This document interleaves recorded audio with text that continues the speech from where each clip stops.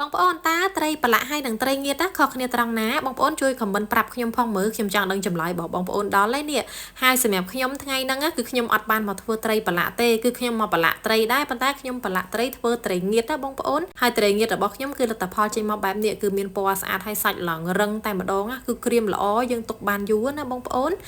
ត្រីងៀតរបស់ខ្ញុំថ្ងៃនេះគឺជាត្រីឌៀបមួយដែលមានទម្ងន់ដល់ទៅ1គីឡូ3ខាំបងប្អូនគឺអត់មានក្បាលទេគឺមានតែសាច់ចឹងតែម្ដងនិងមានស្ករត្នោតនេះគឺខ្ញុំប្រើ1ខាំហើយមានទឹកត្រីនេះគឺ1/3ខាប់ឬក៏80មីលីលីត្របងប្អូនហើយក៏មាន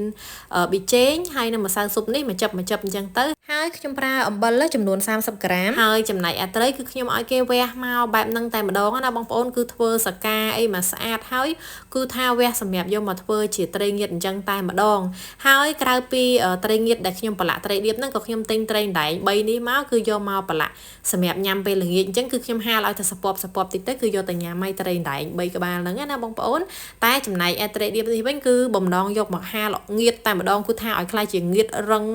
ល្អទុកបានយូរតែម្ដងណាបងប្អូនហើយការប្រឡាក់គឺខ្ញុំប្រឡាក់ចូលគ្នាអញ្ចឹងតែម្ដងសម្រាប់ត្រីរបស់ខ្ញុំនេះទាំងអស់ហ្នឹងបូកចូលគ្នាគឺ2គីឡូបងប្អូន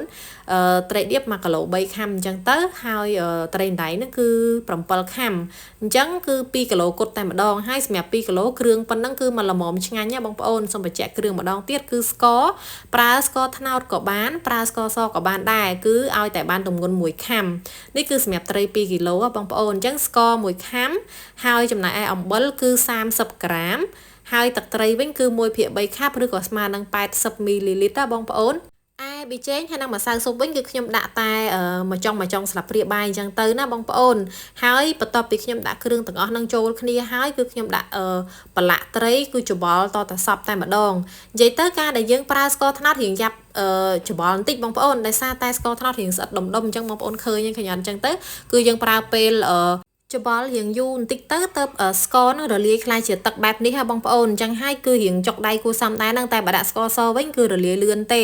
អញ្ចឹងសម្រាប់ការប្រឡាក់ត្រីឲ្យឆ្ងាញ់គឺបងប្អូនប្រឡាក់ធ្វើម៉េចប្រឡាក់ឲ្យសព្វអញ្ចឹងតែម្ដងណាបងប្អូនហើយបងប្អូនត្រូវផ្អាប់ទុក1ម៉ោងទៅ1ម៉ោងកន្លះសិនមុននឹងយកទៅហាលថ្ងៃបងប្អូនហើយនៅក្នុងកំឡុងពេលដែលបងប្អូនផ្អាប់ហ្នឹងគឺបងប្អូនអាសាមកត្រឡប់ត្រីគឺត្រឡប់ធ្វើម៉េចឲ្យច្បល់ឲ្យសងខាងហ្នឹងចូលជាតិទៅអញ្ចឹងណាដូចថាយើងកន្លះម៉ោងយើងមកប្រែម្ដងអញ្ចឹងទៅធ្វើម៉េចឲ្យគ្រឿងហ្នឹងគឺចូលជាមួយនឹងត្រីសពអញ្ចឹងគឺផ្អាប់ទុក1ម៉ោងទៅ1ម៉ោងកន្លះទៅចាំយើងយកមករៀបហាលសម្រាប់ត្រីនេះគឺយើងរៀបមកហាលបែបនេះអញ្ចឹងទៅដល់ពេលណាដែលត្រីឡើងរឹងឡើងខ្លាំងជាងៀតអញ្ចឹងទៅគឺត្រីយើងមានរូបរាងមើលទៅឃើញចេញជារាងទម្រង់ស្អាតអីអញ្ចឹងណាបងប្អូនសម្រាប់ត្រីដៃនេះវិញគឺគ្រាន់តែយកទៅហាលឲ្យសពបមួយថ្ងៃហ្នឹងដើម្បីអាំងញ៉ាំហើយនេះគឺជាលទ្ធផលដែលខ្ញុំហាលត្រីងៀតរយៈពេលដល់ទៅ5ថ្ងៃដោយសារតែផ្ទះខ្ញុំអត់មានថ្ងៃទេផ្ទះខ្ញុំតតែម៉ោងខ្ទង់11និយាយទៅ10កន្លះ11ទៅថ្ងៃមកដល់ក្នុងផ្ទះកន្លែងដែលយើងហាលត្រីនឹងបានណាហើយយើងហាលបានត្រឹមតែម៉ោង2ហ្នឹងគឺអស់ថ្ងៃទៀតហើយអញ្ចឹងយើងត្រូវសេរីដើរតាមថ្ងៃអញ្ចឹងណាអញ្ចឹងមួយថ្ងៃគឺខ្ញុំហាលបានប្រហែលជា7-5ម៉ោងតែប៉ុណ្្នឹងទេមួយថ្ងៃគឺហាលអត់បាន10ម៉ោងអីដូចគេទេគឺបានតែ7-5ម៉ោងអីហ្នឹងឯងអញ្ចឹងសរុបទៅគឺខ្ញុំហាល5ម៉ោងហ្នឹងរយៈពេល5ថ្ងៃទៅបានរឹងក្រៀមល្អបែបនេះណាបងប្អូនឯពណ៌វិញគឺស្អាតចឹងឯងដោយសារតែខ្ញុំប្រើស្ករត្នោតពេលខ្ញុំប្រើស្ករសពណ៌អត់សូវស្អាតអញ្ចឹងទេបងប្អូនប៉ុន្តែរសជាតិវិញគឺដូចគ្នាគឺអត់ផ្អែមអត់អីខុសគ្នាទេគឺរសជាតិដូចគ្នាដូច្នេះហើយនេះគឺជាវិធីដែលខ្ញុំប្រឡាក់ត្រីឲ្យមានរសជាតិឆ្ងាញ់ណាបងប្អូនសម្រាប់គ្រឿងផ្សំបើសិនជាបងប្អូនស្ដាប់អត់ទាន់បងប្អូនអាចសារស្ដាប់ម្ដងទៀតក៏បានដែរ